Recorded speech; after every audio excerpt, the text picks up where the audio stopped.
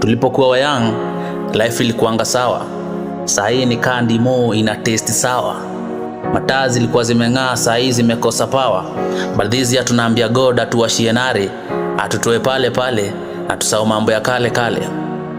Hii na God wenu wana na feel amechoka. Nataka tuambie God awashe nare, atutoe pale pale, atufanye tusahau mambo ya kale kale.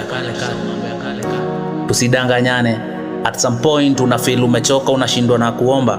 Una feel ni kashi tu ametake over, nikaa unafaa upigwe toba. Mwili umechoka, nafsi imechoka, ndio maana tunaambia God bezia awashenare, atutoe pale pale, ndio tusahau mambo ya kale kale. Unafaa ujueni mtoi wa God na anakupenda videdly. Haizi kuachilia hata kuhandle vigently. Ndio maana alituma mwana wake duniani ya dedi, na hapo ndo ulifanyika mwana. Hawezi patwa na laana, na wewe ni wa maana, na ukikosa ata provide mana. Just find happiness in the Lord. Atapunguza uzito yo Lord. He will smoothen your road.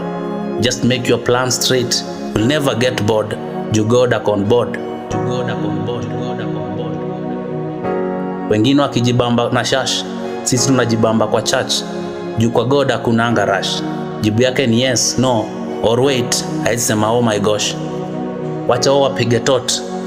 Sisi tuko kwa Bible tunasoma about lot, na vile God ametuandalia lot, cause he's the only one who cares our whereabout.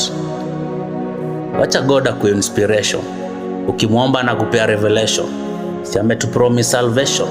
Yeye ni El Shaddai, ni mtrue na sio stories za Jaba Nation. Akikuamsha asubuhi sema asante. Mpe tu sifa kama za afande. Jendo atatuwashia nare, upendo usipende, na maisha itakuwa tamu kama peremende. So tunasema kwa pamoja God washa nare, na ututoe pale pale, na tusahau mambo ya kale kale. Mr. TF.